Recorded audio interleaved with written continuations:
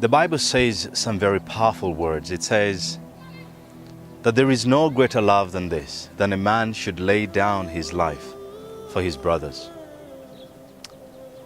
And when I think about that idea of one laying down their lives for someone else, there is no greater example than Jesus Christ himself, who laid down his life for us. I want to join our brothers and sisters in the United States to remember these brave men and women who chose a life of dedication that others might be free. And as I was thinking about how that connects to us as a nation, I remembered that in not more than a week from now, we're having 3rd June, Uganda Martyrs Day. On the Martyrs Day, we as the church in Uganda and Africa as a whole remember those who gave their lives for the kingdom and for the church, those who gave their lives for their faith. We're going to have tens of thousands of people walk on foot from Kenya, from Tanzania, from Rwanda, Burundi, South Sudan, some 2 weeks, some 3 weeks, to try to connect and stop their life and press pause and remember these fallen individuals. Some of the Ugandan martyrs were slaughtered, some of them were burned alive, some of them were speared for their faith. And I think about that and I'm challenged and I begin to ask myself, how have I given my life in a way that blesses and touches others? How have I given my life for others? And I think that while I have a lot to learn and to do in that regard, I remember my own story.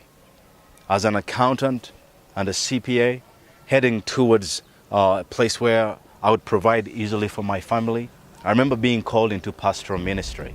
It was a higher calling that required the level of sacrifice I had never dreamed would be required of me. I was called to serve in Naguru slum. I began to realize God is calling me to a place and a life of sacrifice for the sake of others. I did not know that God was then preparing me for an even bigger form of sacrifice.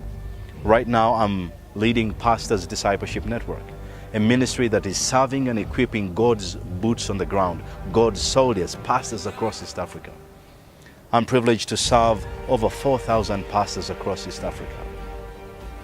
And these soldiers of God, I listen to their stories and see how they have given their lives for the sake of people in their community, given their lives for the sake of others. I mean, I talked to Pastor Tony, and Pastor Tony was a teacher. He was thriving, he was being promoted, and he felt God's call to do pastoral ministry.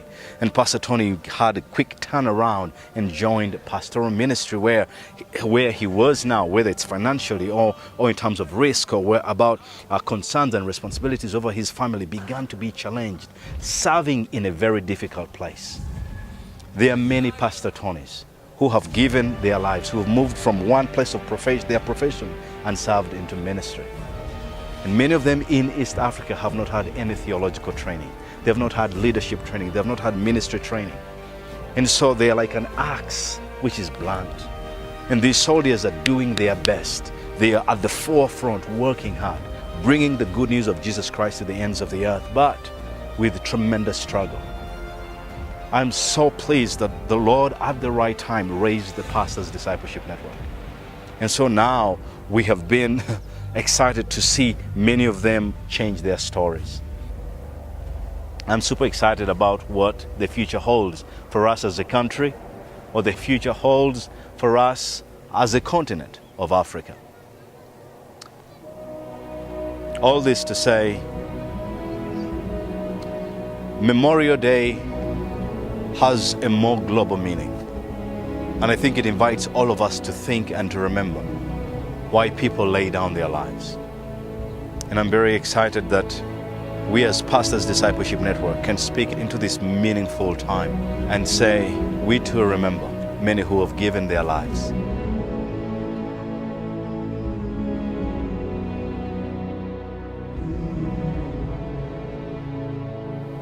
And now we want to look to our brothers in the United States again, our sisters who are remembering those who gave their lives. And we want to say from the heart of Africa, have a blessed and meaningful Memorial Day.